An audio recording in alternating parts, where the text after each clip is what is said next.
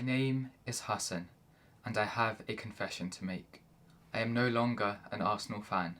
I was born next to Highbury. I watched every game and I knew every player. I remember every trophy, every final, every major game for the past 20 years. At the age of 11, I had an Arsenal blogspot with tens of thousands of views. I would write about every single Arsenal related thing I could find. It was my passion. I have seen them try and fail, and sometimes with Arsenal even fail to try, and yet my support has always remained. I remember Pizzagate, the double season, the Invincibles team, the Champions League final loss, and every nearly moment that has come since. I breathed Arsenal, but a year ago something started to trouble me. There have been multiple events which has led to this moment, but the first was in December 2019 when Mesut Ozil posted a statement on his Instagram account about the ongoing Uyghur Genocide occurring in China. And he said, "The brothers are forced into camps, Chinese men are settled in their families instead of them, the sisters are forced to marry Chinese men. Don't they know that consenting to persecution is persecution? Don't they know that staying neutral when persecution is carried out is despicable?" The fallout was huge.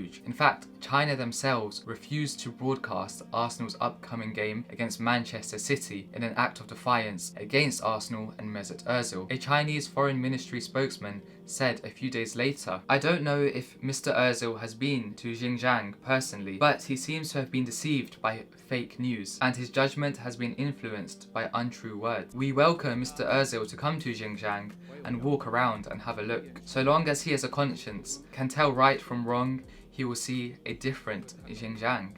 Now we know that every word the Chinese minister said is a lie. However, this was expected, but tacit approval of genocide from Arsenal Football Club was not what I was expecting. They could have even stayed silent. That would be better than the treacherous words which they posted later. Arsenal Football Club is always apolitical as an organisation. Following social media messages from Mesut Ozil on Friday, Arsenal Football Club must make it clear that these are Mesut's personal views. Are you kidding me? Are you actually kidding me? That statement completely threw Mesut Ozil under the bus, as well as a slap in the face for the 12 million Uyghur Muslims in China. They are in concentration camps which bring back memories of Nazi Germany in World War II. And this was Arsenal Football Club's reply. Their statement was not only morally devoid, it was a hypocritical lie. They said they are apolitical. Arsenal are not an apolitical organisation.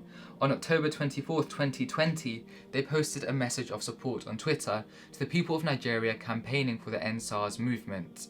They also support the Black Lives Matter movement, which also has political origins. In December 2019, the same month which Ozil made his statements on China, Hector Bellerin, another Arsenal player, posted the words "F Boris" on his Twitter. The response from Arsenal? You guessed it.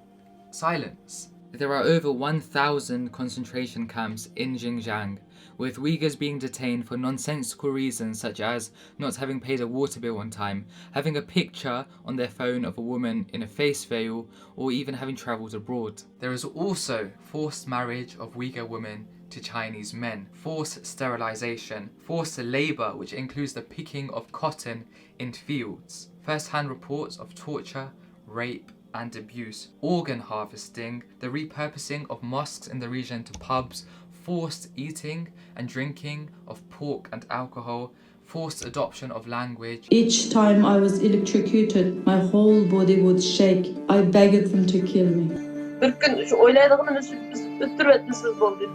That is genocide. Uyghur genocide occurring in China. As we speak, as Arsenal Football Club knew at the time of their statement, as Mesut Ozil tried to raise awareness for.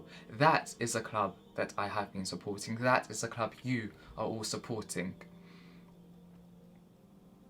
And that's the day Arsenal Football Club abandoned Mesut Ozil with their lie. The day that they decided to value the Chinese Communist Party over innocent lives. In 2020, Arsenal became the first and to date only club for all of their players to accept a 12.5% pay cut due to the reduced revenues during coronavirus, so they could continue to pay the rest of their staff. However, 3 players did not agree to the terms of the pay cut. One of them being Mesut Ozil. He is the only name which was leaked by Arsenal to the media. Mesut Ozil later said, "For anyone in this situation, you have a right to know everything, to understand why it is happening and where is the money going. But we didn't get enough details, we just had to give a decision. This was not fair, especially for the young guys, and I refused. I had a baby at home and have commitments to my family here, in Turkey and in Germany, to my charities too, and also a new project we started to support people in London that was from the heart and not for publicity." Despite the pay cut, Arsenal still went on to make 55 staff redundant during the coronavirus pandemic, leaving a lot of the players unhappy with how the whole situation was handled. Ozil said, "Possibly that decision affected my chances on the pitch. I don't know, but I'm not afraid to stand up for what I feel is right. And when you see what has happened now with the jobs, maybe I was." This is despite Arsenal being owned by Stan Kroenke, valued by Forbes at $8.3 billion, and who has in the past had enough spare money to donate $1 million to the Donald Trump inauguration fund. Arsenal have refused to register Mesut Ozil for the 2021 Premier League season. This means they have blocked one of their best players, a World Cup winner, from even being allowed to sit on the substitutes bench. They claim this is for footballing reasons, but being the perpetual liars and genocide supporters which they are, this is a claim that is highly contested and doubtful. So the question is not why I stopped supporting Arsenal. The question is, how can anyone support Arsenal? Football is a beautiful game. Football clubs are a dirty business. And although Arsenal are currently struggling, fighting a relegation battle at the bottom of the table, they are certainly number one for treachery, spinelessness, and deceit. Good night.